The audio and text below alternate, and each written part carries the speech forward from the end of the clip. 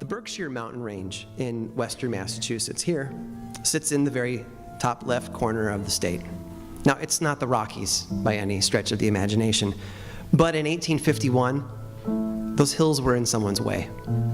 The Troy and Greenfield Railroad Company wanted to lay some track that would cut through the mountains, and so they began work on a tunnel. On the western end sat the town of Florida, and North Adams holds up the eastern end. Between those towns was about 5 miles of solid rock. Now, this building project was no small undertaking, no matter how unimpressive the mountains might be. It ultimately took the crew 24 years to complete the work and had a total cost of $21.2 million. Now, $21.2 million doesn't sound like a lot today, but in 1851 dollars, that's $406,493,000. See, this was a big deal. Now, monetary costs aside, construction of the tunnel came with an even heavier price tag. At least 200 men lost their lives cutting that hole through the mountain. One of the first major tragedies occurred on March 20th, 1865. A team of explosive experts, and I use air quotes. Can you air quotes? I don't know. I use air quotes because nitroglycerin had just gotten into the country, and people weren't really experts at it yet here in America. But these experts entered the tunnel to plant a charge. That's how they worked. And the 3 men, Brinkman, Nash, and Kelly, whose first name, by the way, was Ringo, which I think is just fantastic. They did their work, and then they ran back down the tunnel to their safety bunker. Only Kelly made it to safety. It turns out that he set the explosion off just a bit too early, burying the other 2 men alive. Naturally, Kelly felt horrible about what happened, but no one expected him to go missing, which he did just a short while later. Poor Ringo. But the accidents didn't end there. See, building a railway tunnel through a mountain is a complex project, and one of the most important features of a tunnel like this is a ventilation shaft. Constant coal-powered train traffic moving through the tunnel creates a lot of smoke and fumes, and so engineers thought it would be a prudent idea to have a ventilation shaft that ran from the tunnel to the surface above. Now, this shaft would be roughly 30 feet in diameter, and it would eventually extend the 1,000 feet that covered the surface to the tunnel below. And by October 1867, they had gone 500 feet. They're halfway there. It was essentially a really, really deep hole in the ground. Now, to dig this hole, they built a small building on top of it, with which they used to raise and lower a hoist. It was like a little house, an outhouse. And then they lowered a dozen cranny Cornish miners, not kids, but the people who work in mines, into the hole, and then they set them to work. You see where this is going, right? Please tell me you see where this is going. On October 17, a leaky lantern filled the hoist house with a gas called naphtha. It's a flammable natural gas. And the place blew sky high. As a result, things started to fall down the shaft. What things? Well, for starters, 300 freshly sharpened drill bits. And then the hoist mechanism itself. And finally, the burning wreckage of the hoist house itself. And all of it fell 5 stories down and onto the 13 men who were working in the pit below. And because the water pump was destroyed when the explosion happened, the shaft also began to flood. The workers on the surface tried to reach the men at the bottom, but they failed.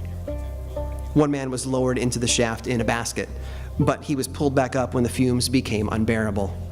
He managed to gasp the words, "No hope," to the workers around him before he slipped into unconsciousness. And in the end, they gave up.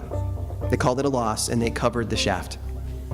But in the weeks that followed, the workers in the mine frequently reported hearing the anguishing voice of men crying out in pain. They said that they saw lost miners carrying picks and shovels, only to watch them vanish moments later. Even the people in the village nearby told stories of odd shapes and muffled cries near this covered pit. highly educated people, upon visiting the construction site, recorded similar experiences. Glenn Drowan was a correspondent for a local newspaper, and he wrote this: "The ghastly apparitions would appear briefly and then vanish, leaving no footprints in the snow, giving no answers to the miners' calls." Voices, lights, odd shapes in the dark, all the sorts of experiences that we might fear would happen to us when we step into a dark basement. Now, a full year after the accident, they reported that they opened the shaft. They drained out all 500 feet of water. They wanted to get back to work. They needed to finish the shaft. But when they did, they discovered something horrific. Bodies. And a raft. Apparently, some of the men survived the falling drill bits, the burning debris, long enough that they managed to build a raft. Now, no one knows how long they stayed alive like that, but it's clear that they died because they had been abandoned in a flooding hole in the ground. After that, the workers began to call the tunnel by another name: the Bloody Pit. Catchy, right? About 4 years after the gas explosion, 2 men visited the tunnel. One was James McKinstry. He was the drilling operations superintendent. And the other was Dr. Clifford Owens. Now, while they were in the tunnel, the 2 men, again, both educated, well-respected among their peers, had an encounter that was beyond unusual. Owens wrote down what he experienced. He said, "On the night of June 25th, 1872, James McKinstry and I entered the great excavation at precisely 11:30 p.m. 11:30 at night? Really? We traveled about 2 full miles into the tunnel when we finally halted for rest. Except for the dim, smoky light cast by our lamps, the place was as cold and as dark as a tomb. James and I stood there talking for a minute or two, and were just about to turn back when suddenly I heard a strange, mournful sound. It was as if someone or something was suffering great pain. The next thing I saw was a dim light coming from the tunnel from a westerly direction. At first, I believed it was probably a workman with a lantern. And yet, as the light grew closer, it took on a strange blue color and appeared to change shape almost into the form of a human being without a head. The light seemed to be floating along about a foot or 2 above the tunnel floor, and in the next instant it felt as if the temperature had suddenly dropped and an icy cold chill ran up and down my spine. The headless form came so close that I could have reached out and touched it, but I was too terrified to move. For what seemed like an eternity, McKinstry and I just stood there, gaping at the headless thing like 2 wooden Indians. The blue light remained motionless for a few seconds, as if it were actually looking us over, and then floated off toward the east end of the shaft and vanished into thin air. I am above all a realist, he says, nor am I prone to repeating gossip and wild tales that defy a reasonable explanation. However, in all truth, I cannot deny what James McKinstry and I witnessed with our own eyes. Now, the Hoosick Tunnel played host to countless other spooky stories in the years that followed. In 1874, a local hunter named Frank Webster just vanished. When he finally stumbled up the banks of the Deerfield River 3 days later, he was found by a search party without his rifle and appearing to have been beaten bloody. He claimed he'd been ordered into the tunnel by voices and lights. And once he was inside, he saw ghostly figures that floated and wandered about in the dark. His experience ended when something unseen reached out, took his rifle, and clubbed him with it. He had no memory of walking out of the tunnel. In 1936, a railroad employee named Joe Impoko claims that he was warned of danger in the tunnel by a mysterious voice. Not once, but twice. I like to think it was Ringo, trying to make up for being an idiot.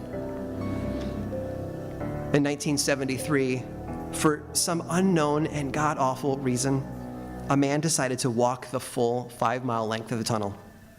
This brilliant man, Bernard Hasteba, was never seen again. One man who walked through and did make it out, though, claims that while he was in the tunnel, he saw the figure of a man dressed in 19th century miner clothing. Again, not a child, but the kind that digs a hole. He left in a hurry, from what I've read.